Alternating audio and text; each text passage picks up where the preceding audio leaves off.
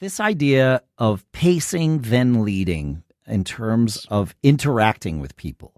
Yeah, one of the most powerful things you can learn to do and you can teach others to do. And I learned it from someone else, and kind of the same thing. I realized I was already doing it. And I would say good leaders, good managers, good supervisors, they already do it. And the concept is you're going to identify with whoever you're working with or talking to, and you want to pace them. You want to use similar language than they use. If you're at the golf course, that's probably maybe a different language type than if you're trying to get something done at the truck stop. I don't know. You know what I mean? Yeah. Pick a couple of examples, just different.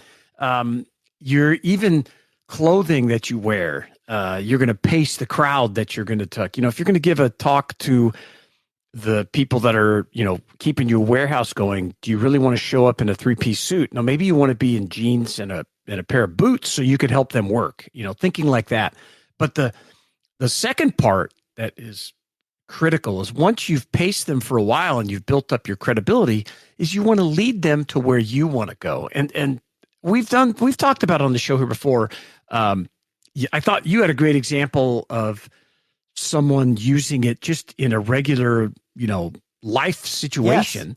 Yes. And it is one of those skills that can help you in business, and, you'll tremendously can benefit from, but even just in your day-to-day life. If you've got to deal with someone, I was helping a friend who was having what I would call an interpersonal incompatibility, right? These two people did not get along, but it wasn't because of something that happened. It was just, there was no like, oh, well, you ran over my dog or whatever. Like there was no incident that caused this friction, but this friction existed.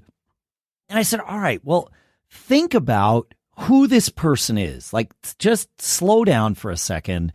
And what's going on with this person? We were able to say, okay, well, this person, it's a safe assumption. It might be a wrong assumption, but it's a safe assumption that they are suffering from some pretty consistent social anxiety. Okay, fine. Like that okay. Like we, I certainly suffer from that. I know it seems strange to say that being a podcast host, but it's true. Yeah. And I'm like, okay, well, are you suffering from any of that? And the person I was helping said, yes. I'm like, okay, great.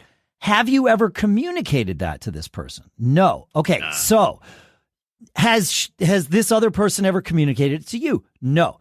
How is this communication happening? Well, I show up acting confident and strong. This other person shows up acting standoffish. Okay. These are defense mechanisms to deal with social anxiety, and they're fine. They like, this is how you protect yourself.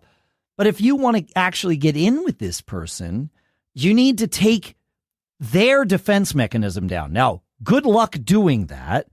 But one way of doing it is by taking yours down first.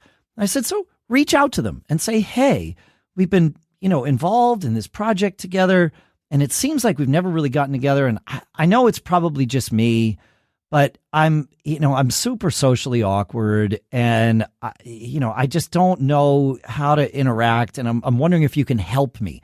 Showing some vulnerability. That's great. Asking for help, right? All of those things. It took, 10 minutes from reaching out that way for these two people to become fast friends, because the other person was like, oh my gosh, same. I have the same thing. I never know how to deal. And then fast friends within 5 days, they went from maybe we should never interact with each other to we're almost best friends here. And it's to figure out what's going on. And again, none of this was, I'll use the term manipulative. It was manipulative, but not in a negative way. This was a productive manipulation, which is something we're all doing all the time. I'm doing it right now to everyone who's listening. I'm trying to manipulate you into thinking about these things in your life. Is this bad? No. I'm doing it because I think it's good for you. It's not going to benefit me. Yeah, that's why I like. Yeah. I mean, I get the manipulation part. I like the word persuasion. Yeah, what so much even more pacing? Like the idea of pacing is meeting people where they already are. Right? That's the key to this, because you can't lead them somewhere else until they trust you.